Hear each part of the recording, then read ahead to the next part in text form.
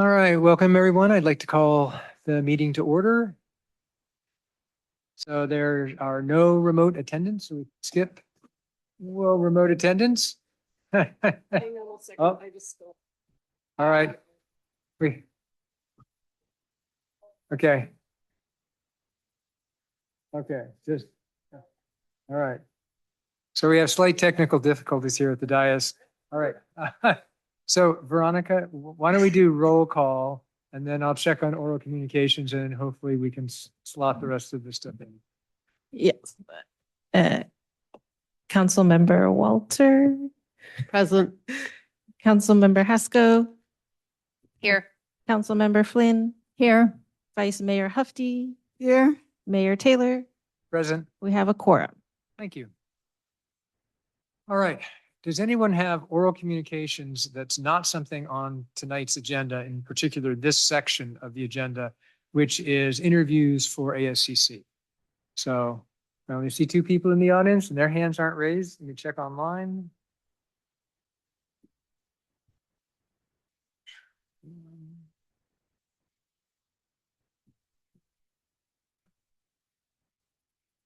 All right, so I see Christie's hands up.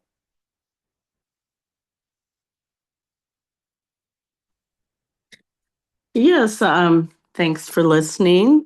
I am hoping to see that the Planning Commission meetings are not canceled so the public can ask questions about different topics in town and get the answers. I think it would be better for all rather than sending letters.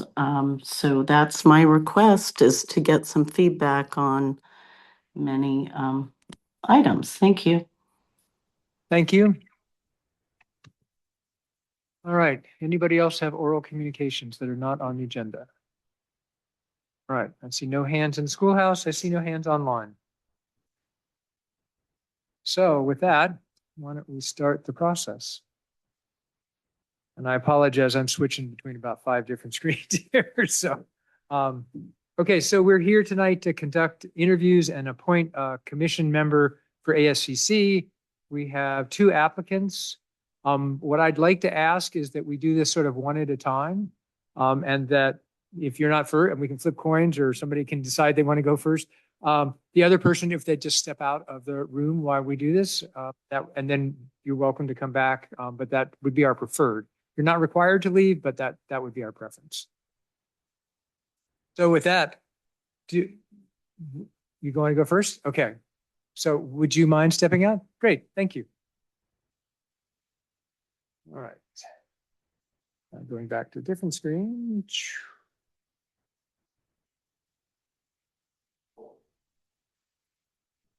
All right, do all the council members have the questions up? Okay, great. I apologize. I was hoping to get these printed, but so what I'd like to do is we'll just divide them up. I was thinking maybe 1 and 2 could go together, and then we can just take the other 4 questions after that, and that would give us an even number. So does anybody have a strong feeling for doing questions 1 and 2, which is just sort of a basic intro? All right, you got it, please. It's finally, I got it. Yeah. Yeah. Why don't you come up to?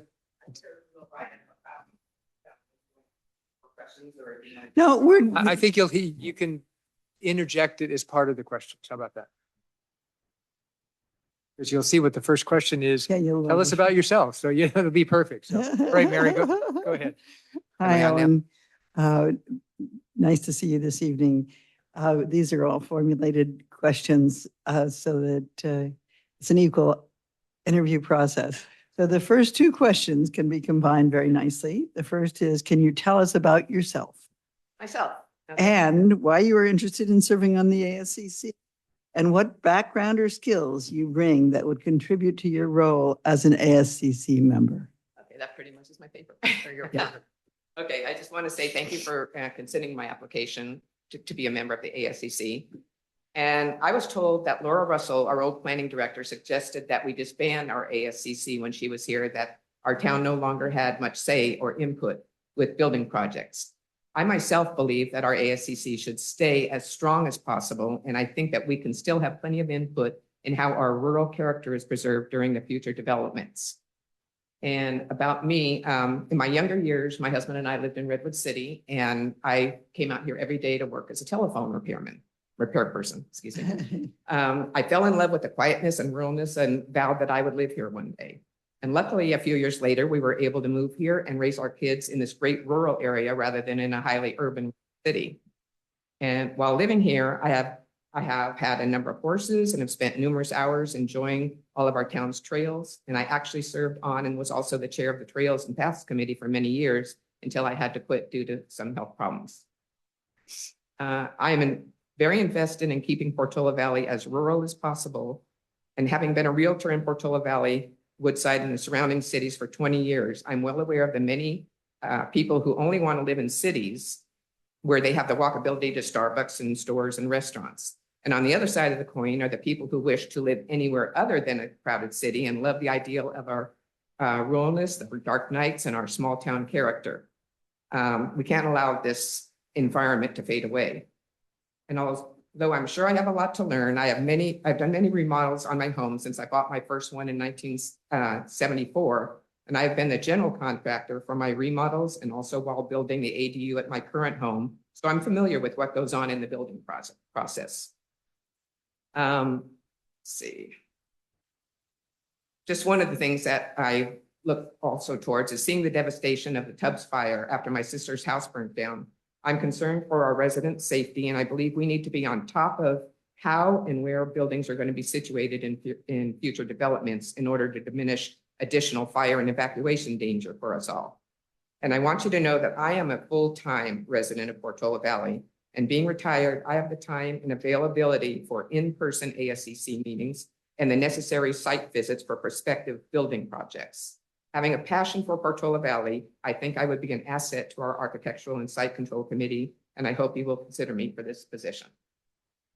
Great, thank you. Rebecca, do you want to take question 3? Sure. Are you prepared to dedicate the time needed to review materials, attend site visits, and stay engaged over a multi-year term? Yes, completely, and that's why I said I'm retired, so I have the time and the availability to do all this. Great, thank you. Judith, you want to do 4? Any other conflicts of interest or situations that might limit your ability to attend the meeting?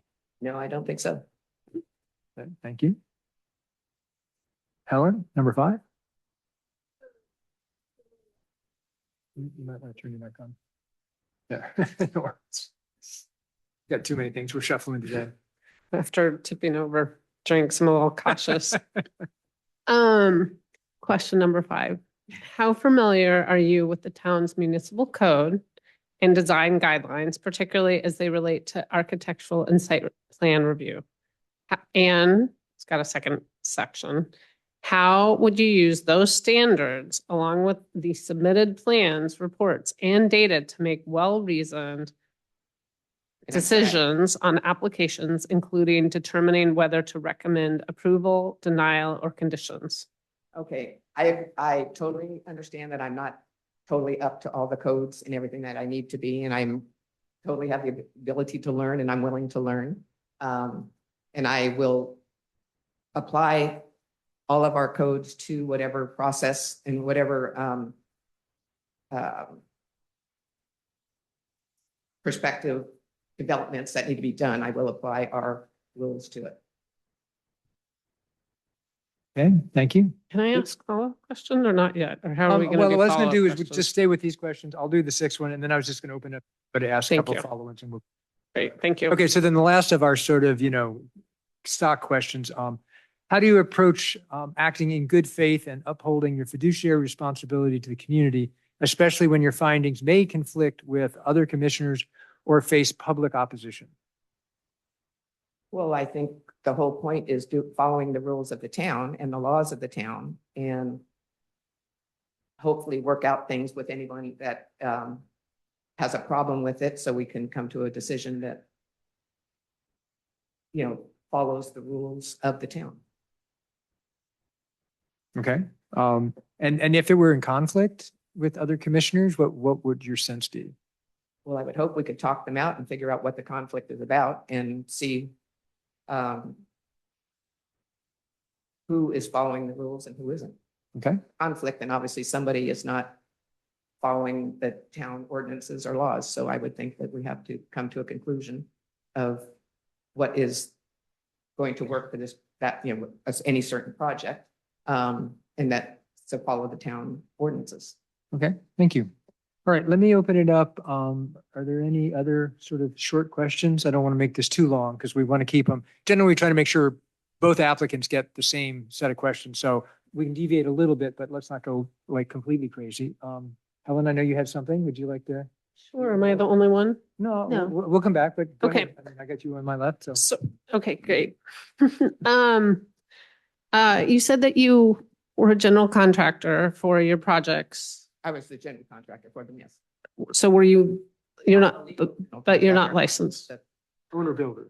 Oh, got it. Okay. And then, how would you feel about a conflict with the state law? Of a state law, Right. I can't tell you that I know anything about the state law. And do you have any sense, like the state laws that might, state, State law. no, sorry. sorry. State law about permitting situations around housing. About what? I'm sorry, I'm having a hard time understanding through the. So I'm sorry if I'm not clear. Let me start over. What is your perspective on the town's code versus the state code around permitting for housing? I am all for the city, the town codes, wherever we can override the state codes. We're here for a reason in town.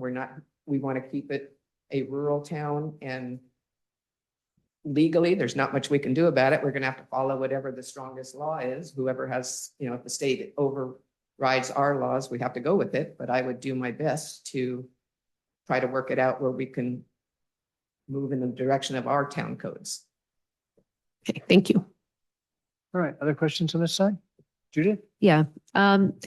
So if you think about the current ASCC, if you've been listening in, what complementary perspectives would you bring? Because everyone brings something different. I want to hear what you think you would bring Okay, there's a couple of distinctly. on the ASCC, and then Dana is a landscape architect.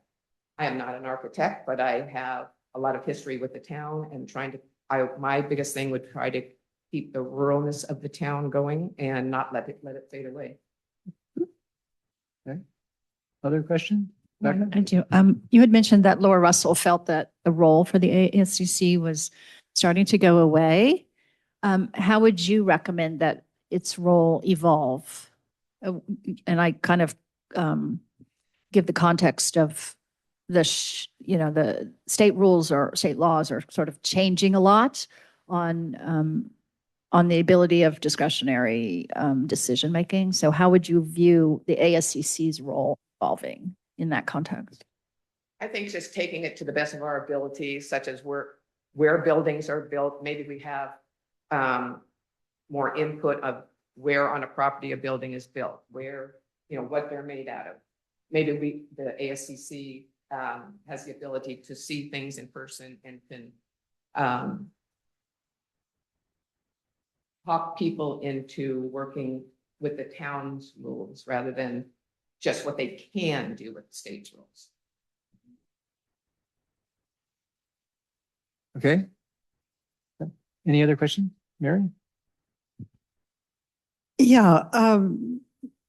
How do you think you would deal with the frustrations of being in a situation where you can't Can't do change the- things. can't change things, but also in the context of having given a lot, you're going to actually, there are certain things you have to do like disclosures and legal stuff that you feel that you end up feeling like you're giving a lot. And in return, you don't necessarily get a lot of return. How do you feel that will affect you as far as As far as me. yes, as far as your satisfaction with your role? Okay, I myself will work as hard as I can to get done what I think needs to get done. Just for an example, the sewer system deal that I've been going through. I mean, I've gone through the HCD numerous times, just to see if we can get what I want done. And obviously now we can't. So you mean, when you've gone as far as you can and you can't get a better answer, then you have to deal with what you got. Good. Okay, anything else? No? Okay, Ellen, thank you. Thank you very much. Appreciate your time. All right, thank you. Thank you. If you go out the door, would you mind, telling Sonia we're ready for her? That's up to you. I mean, you're welcome to come back in for the discussion if you want, or you can come home and we'll let you know. So whatever you'd prefer. One thing I would like to reiterate is that I am a full-time resident and I am available all the time, where I believe the other applicant has a home, in different places. So I don't know that they're here all the time, but my availability and, is 100%. Okay, thank Thanks. you.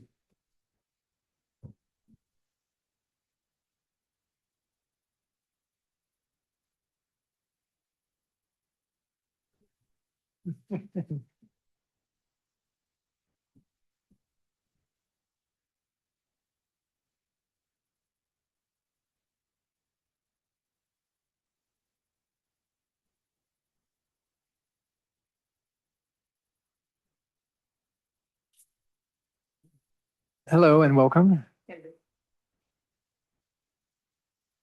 So we've got 6 questions that we sort of condensed the first 2. So there'll be, we'll rotate among the different council members. And then after that, we'll ask a few open questions. And you're certainly welcome to ask a few questions of us as well. So we'll open up again. Should we just do the same order? All right. So Mary, it's on you. Welcome. Can you tell us about yourself and why you're interested in serving in the ASCC, and in that context, what background or skills do you bring that could contribute to your role as an ASCC member? And I'm Sonia Dillon. Thanks for having me here. I live on Grove Drive. I've lived here since 1990, so I've seen a lot of changes in this little town. We used to have a town hall, city hall around here, and it was a cute little place. My background is I have a degree in arts, and also I'm a CPA, so I understand a lot of details. And I worked with architects. I was an advisor to architecture program at Stanford and also at Tokyo University. And I've lived in Japan and in Paris and a little bit in London. So I have exposure to many architecture programs, and out of deep interest in arts and architecture, I got involved in these universities. And with my foundation, I used to hold architectural design charrette when we did at my Piccola Betty House. We had all Stanford students come and compete for a design charrette challenge that they had to design my little ADU many, many years ago to host artists for our foundation. And we had 5, 6 professors from different universities came to help them do that design. And then we did similar things in Japan and India. In India, we hosted a design charrette on public toilets.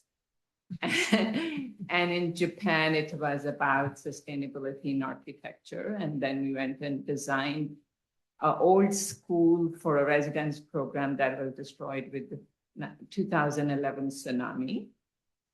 And then I brought many architects, professors and structural engineers to UNESCO to do similar conferences. So you can see my passion in architecture. And then just also very passionate about details and how to deal with people. And in my tax and accounting practice, it's a lot about estate and trusts and foundations. And I just came by, I was a little bit late because today there was a conference at Stanford on charitable giving. So we talked about death and taxes. It's a sensitive issue. And so I feel about getting somebody's home designed is a very personal and a sensitive matter to be on AAC. Not only you are helping people design something very, very sustainable and fitting to Portola Valley, but it's also a very personal thing for people. So one needs to bring that together in a very collaborative way. And listening to recent AAC meetings, it talks a lot about how state is asking for the review to be very objective, not subjective. And that's where I think collaboration will make so much difference. I have gone through my own plans here more than once. So I know how, you're designing a home, you're designing it maybe once in your lifetime. And the architect is selling you an idea of a dream. And if we are not there with the family early on, and after they have invested so much of their imagination into building this dream with the architect and also spend a lot of money on it, then to tell them what is okay or not okay is very adversary role. If we are there early on, I understand we are starting to do preliminary liaison work. I think that will make a whole difference. And then I feel to get maintaining our rural idea for this town by focusing on fire issues where we can guide people not to have just these huge tall hedges that in a row, but little cluster of things, and using the native plants, which are probably much more fire resistant. So applying these kind of design ideas and helping them along. Sometimes the architects are not from here, they're not familiar, or often I know architecture work, people have a certain style they do. They're not always so flexible to think what Portola Valley needs are. So if we can educate our neighbors, I think we'll have much more pleasant relationship of this design planning. And a lot of people who come to live in Portola Valley, they could live in Atherton, they could live in Los Altos Hills, but they're attracted to this look. And so I think it's a very easy way to convince people how to bring designs that will be such an easy sell for AAC to approve if we were there with them from the very beginning. So that's sort of my little way. Okay, thank you. Rebecca? So are you prepared to dedicate the time needed to review materials, attend site visits, and stay engaged over a multi-year term? I know you've moved back permanently now, so maybe you could just talk about what you anticipate your availability. Thanks. I have moved back to also build my practice, so I will be here a lot. And estate and tax is similar detail work at ASC, and probably ASC will take me away from doing taxes and estate planning. So it's a nice way for me to stay fresh. Okay, Judith? So do you have any conflicts of interest or other situations that might inhibit your ability to attend most meetings? Just kind of what else do we need to know about that? I'm not a professional architect. I just love architecture. But there's no, for example, Stanford is going to come up potentially because there's people that have some affiliations in town that might be applicants. I don't know if you. I'm not affiliated to Stanford. I was attending. Yeah, and no other affiliations. Okay, that's really what that question's about. Thank you. Okay, now I understand. Yeah. Mary? No, I've done my question. Oh, did you? You're right, at the beginning. My Yeah, apologies. it's I'm just kind of okay. it's been a long day already. My apologies. It'll be a longer day. Yeah, it's going to be a longer day, but that's a different story. Okay, this is two-pronged question, so it's a long one too. How familiar are you with the town's municipal code and design guidelines, particularly as they relate to the architecture and site plan review? And second portion of the question, how would you use those standards along with the submitted plans, reports, and data to make well-reasoned decisions on applications, including determining whether to recommend approval, denial, or conditions? Having lived in this town for 35 years and having gone through those approval processes, I can tell you from my lot of personal experiences, a lot of the time, people are not familiar. If we guide them, it's very easy sell to explain people how to get what they dreamed of building in this town, if I understood your question. Let me just make sure, like, first, I'll ask the first portion first. How familiar are you with the town's municipal code and design guidelines? I have gone through getting my whole house redone, so I know what it takes. I'm sorry, I couldn't. I understand the town's rules because I have had my house redone. Okay, and the second portion then of the question, thank you for the first portion. How would you use those standards when making a decision?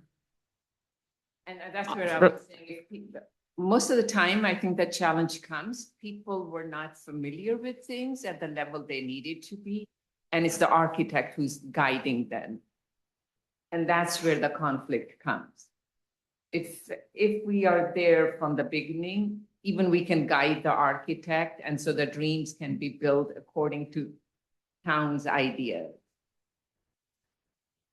Great, thank you. All right, then the last one of our sort of fixed set. How do you approach acting in good faith and upholding your fiduciary responsibility to the community, especially when your findings may conflict with other commissioners or face public opposition? Say that question again. So this question is, you need to act in good faith. And it may be that when you do, you're going to be in conflict potentially with other commissioners, or the public might be in opposition to what your position is. How would you deal with that? On that, I can come to my role as being on board of governance, and especially family-owned businesses. You constantly have to walk that line, and you have to stay very objective. At the same time, you have to make a point where you are solid, and when it's not that critical, don't put too much stress on it. If it's critical, you take a stand, and people know what you stand for, and objective. Okay. Follow-on questions? Judith? I'll ask the same one I asked last time, which is, if you've been watching the ASCC, you've seen the different perspectives they already bring, what would be your special perspective that you would bring to that body? I had a lot of experience with architecture globally and how new materials are being used and how sustainability in architecture is such a great play. For example, I've worked very closely with Tengo Kuma, who is the architect who designed the Olympic Stadium in Japan. He's famous for using wood, and he created a beautiful building in Japan just with bamboo. Mm-hmm. And it's so aesthetically so minimal, and it just blends into the forest behind it. It's that kind of soft touch, which is so great for Portola Valley, that you are living with the nature. Another example is I organized Stanford students to go and see Ise Jingu Shrine. That's the main shrine in Japan for Shinto. This is like a Vatican of Shintoism. But it's a tiny hut.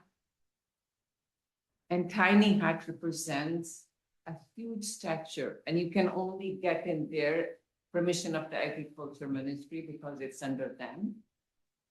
And every 20 years, they rebuild that little hut.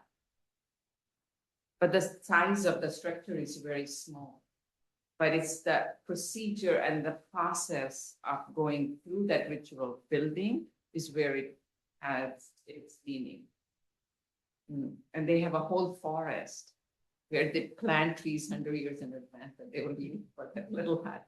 It's these kind of things of, a lot of our neighbors will be happy to leave a legacy, and leaving a legacy of Portola Valley stays Portola Valley is a beautiful legacy. When you come on Alpine Road, the suddenly you forget. When I used to work for Cisco, I still remember, I would drive, I would forget Cisco. Those early days of Cisco, so you needed to forget your work. And that sort of, if I'm getting on the tangent, but this is sort of my reaction. Thank you. Rebecca, you have a question? Oh, yeah. How would you recommend that the ASCC evolve in its role? I think we need to be collaborative as the state is pushing on many of the things, and how can we do an objective review while maintaining the ideals that we want to maintain of Portola Valley? We have to be extremely collaborative. We can also use the ideas what are necessary for fire safety, again, that can be very objective, but can still achieve the goal of what we want Portola Valley to be. And I feel it will be such an easy sell. People who buy to live here, they want that look.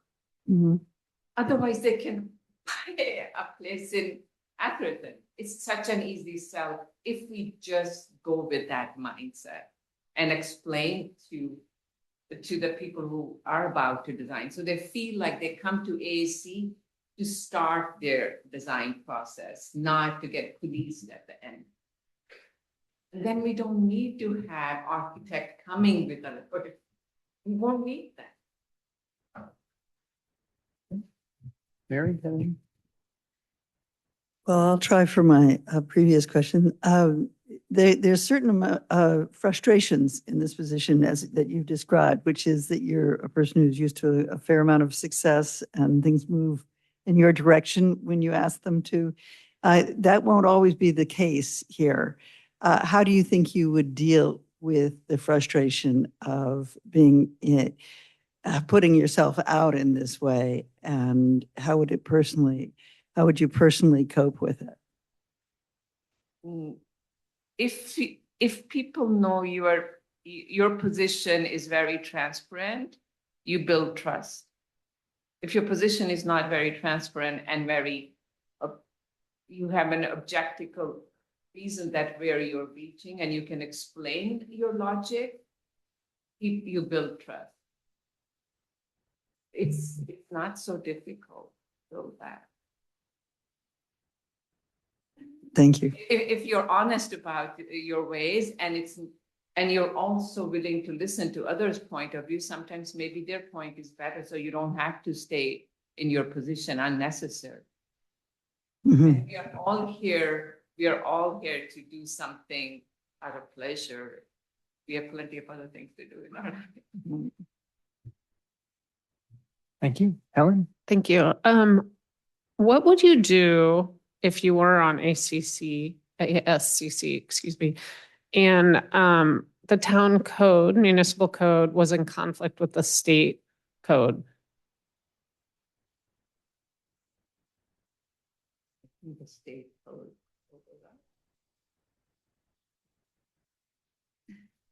Right. Thank you. All right. Thank you. Catherine, do we have public comment here or, okay, so this would be the time? All right. So that's the end of our questions. You're welcome to stay or leave. That's your choice. What we'll do is take public comment, then we'll discuss it among ourselves. We'll make a decision and we'll let you know one way or another. So your choice, whether you stay or if you want to, we can let you know through a phone call or email or whatever. So thank you for coming. Thank you for applying.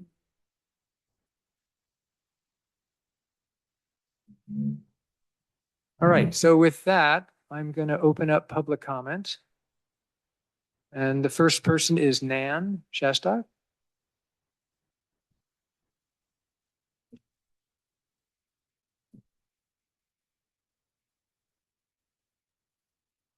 Nan, you there?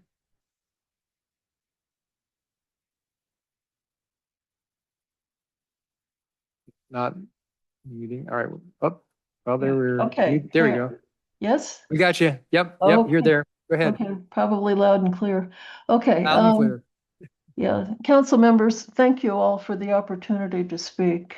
I urge you to appoint Ellen Vernazza to ASCC because first, she has a deep understanding of Portola Valley's fundamental values, and she has worked hard to preserve the rural feel of the town. She's had committee experience as chair of Trails and Paths, so she understands town procedures. She is a quick study, and she'd come up to speed rapidly on town ordinances and state codes that she'd need for working on ASCC. She's had valuable firsthand experience constructing buildings here in Portola Valley. And finally, I think it's important for ASCC commissioners to understand the interplay between natural hazards, and here talking about mainly fire and earthquake, flood, landslide, not between natural hazards and our built environment. Ellen is a very strong advocate for safety. I appreciated her having taken the time to attend one of the Geologic Safety Committee meetings a couple of years ago when we were first discussing evacuation for wildfire following an earthquake. Ellen offered several important observations that we later incorporated into our thinking and the final report. I think Ellen's unique experience and perspectives would make her a very valuable member of ASCC. Thank you. Thank you, Nan. Leslie? Good evening, and thank you for taking my call. I'm calling in support of Ellen's nomination to ASCC. Ellen has deep, long-term roots in this community and a deep understanding of how this community works. She's well respected within the community and knows the community. As the former chair of the Trail Committee, she has a deep understanding of the infrastructure and town process as well. Ellen has a reputation for delivering results, indicating that she could hit the ground running in this position. She brings a different perspective as well to ASCC, as one on the other side of the table in front of the architect, the landscape architect, who are already on the committee. We have those positions. Ellen fills a unique niche. She squares the circle, if you will. Her recent ADU build-out provides a rich experience of the Portola Valley consumer experience involved in building in the current climate. In addition, I've worked with Ellen on other projects, and I know her to be a person who can manage a prodigious workload and produce results with a cheerful countenance. Even when things are getting a little bit hairy, she's usually the one to make a joke or lighten the mood and just keep on plowing on. She's also a pleasure to work with. So I respectfully request advancing her nomination to the ASCC position. Thank you so much for listening to my thoughts. Thank you, Leslie. Rita? Good evening. Thank you for taking my comment. I also support Ellen Vernazza in her quest to become a member of Portola Valley's ASCC. I bought my property in 2009 and attended many ASCC and planning meetings before I had to then attend my own for my build. With our current members on the ASCC, I personally feel that Ellen would be a great addition to that group. She has been very active in the community, has been on other committees, and even ran for town council, which is an example of how close she feels to uplifting the continued care of our community, just like all of you up there on the dais. So I really appreciate her stepping up to being part of this group. Like she had said in her opening, Laura Russell said that, oh, there's going to be no need for ASCC in the future with all these state rules. But there is a real need for a continued community presence and views. And the past couple of years, without having meetings or people having to be recused for one thing or another, I feel that her addition will have more meetings that we desperately need with all of the builds that are coming up and, bring us more of a community, what we're trying to do and move things forward. So thank you for listening. Thank you, Rita. All right, with that, I don't see any hands in the schoolhouse. I don't see any other hands online, so I'm going to close public comment and bring it back to the council for discussion. Would like to go first? Ellen, would you mind? We're starting with comments? Are we starting with questions? I'm sorry. So this is Right. decision time. This is So discussion. do you want my vote right now?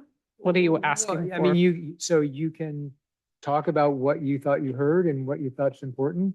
And where you're leaning. That's probably the best way to go at it. So I will say, both candidates are strong. I am concerned. Obviously, people don't always understand the situation that the town is in dealing with the state. And so that, that was part of the reason that I asked about the conflict with the state.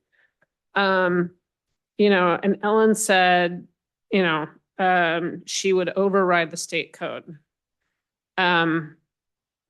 Which we can't do, right? We really love Catherine, but we really need to make sure that we don't spend too much time with you. Right? So not to make light of it, but I really, we can't afford lawsuits. So that actually, that really concerned me. So I actually think I would go with Sonia because of her deeper understanding of our municipal code. While I strongly believe Ellen could learn, I do appreciate that that Sonia already is more familiar with it. So that's where I'm leaning. Thank you. Thank you. Mary? Well, I think we're extremely lucky to have two really talented candidates. I think both of them grasp the situation very well, and both have their own way of communicating their grasp. I was very impressed with Sonia that she totally got it about how you got to get them early and talk them through it, or else, and that's the way to get what we want out of our community. It's the non-legalistic way of approaching this, is actually having people who commit in their design early enough to actually get it right. And I totally see that her qualifications and her perspective are valuable to the town. So I think that she will be a long-term, a wonderful asset as she spends more time in our town and gets to know us better. Ellen has a very, very long, but one of the things we've lost and that we discussed having lost is our historic perspective.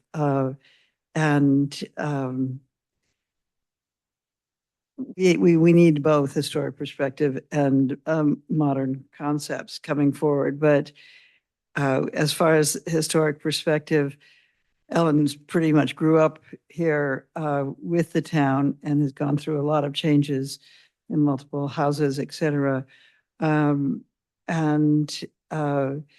represents it can represent the historic perspective, which we don't want to lose.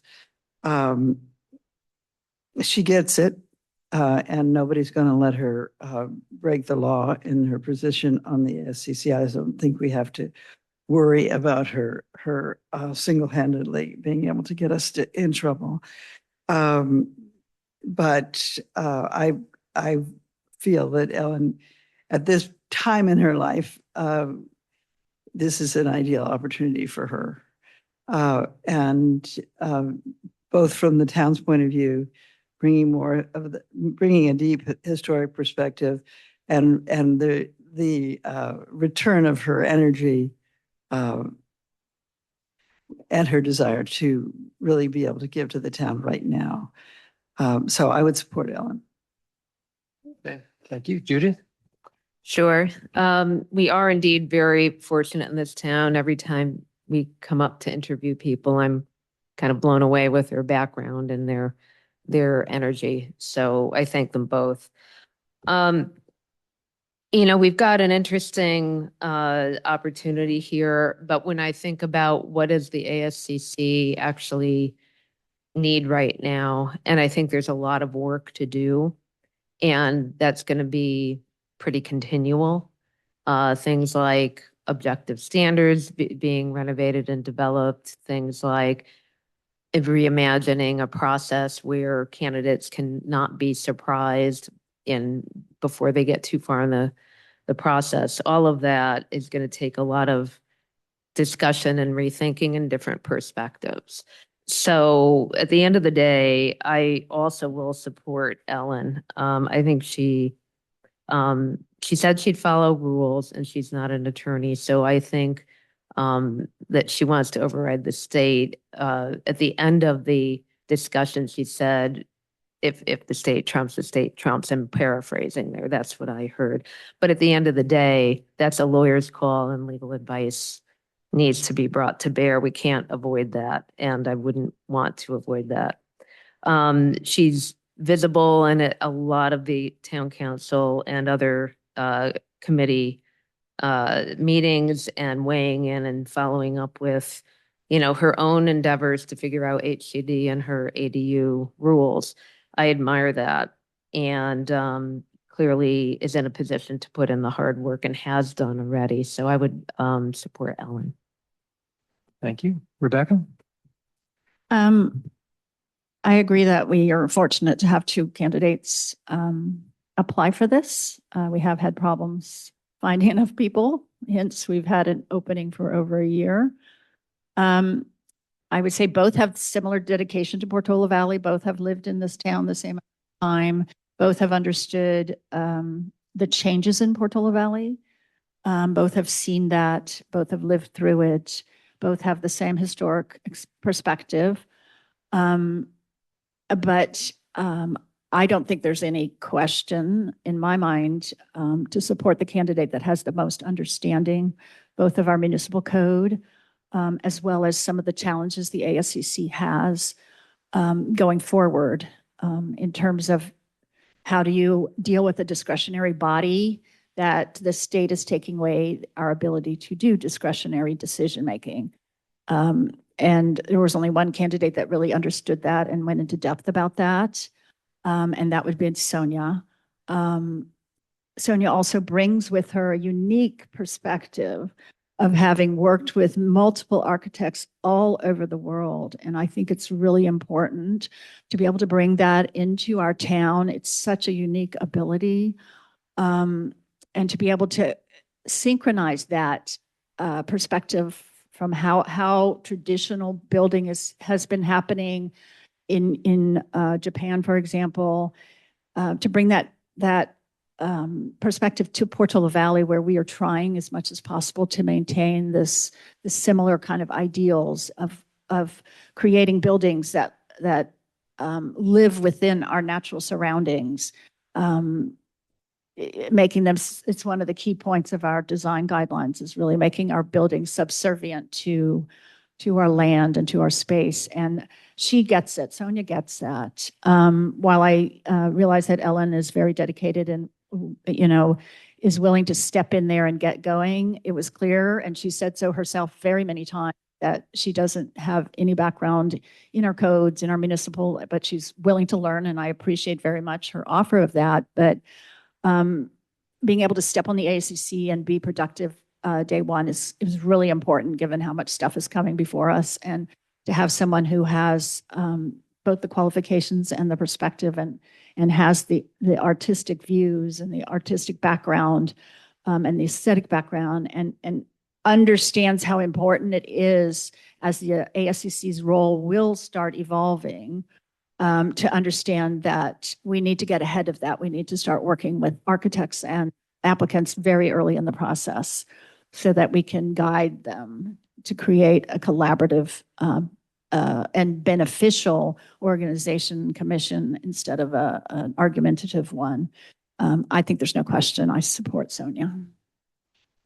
Thank you. So as my fellow council members have said, we are blessed with two great candidates. I wish I could just pick two and that would be the easy solution. Since I think they both bring interesting qualifications to the position. I think when I think about ASCC and particularly what I see coming up for the next year or so, we've got objective standards. There are a number of different sort of collaborative issues as well as sort of helping get these objective standards moving forward, which I think are going to be critical given the current state laws. So I'd say, I want to be careful. I say reluctantly, I will support Sonia, but not because I'm reluctant about Sonia, but that I think we have two really good candidates. And so I find this decision hard. So it's the decision I'm reluctant, not the candidates. So with that, I would entertain a motion. I would like to entertain a motion to appoint Sonia Dillon to the ASCC. And I'll second that. All right. All in favor, say aye. Aye. Aye. Aye. Those opposed? Okay. Nays. All right. So we have a vote 3-2. Do we need anything else, Catherine? You're reaching for your. Oh, I just want to make sure the clerk recorded the vote since it wasn't Okay, great. by roll call, but the vote is recorded as 3-2. Nope, nothing else needed. Thank you. Okay, great. Thank you. So then, if you will let, Sonia's here, so she'll know, but if you'll still formally let her know, and you'll also let Ellen know as well, and tell her how much we appreciate her coming. So thank you. All right, with that, I'm going to close this session, and we have 4 minutes to the next one.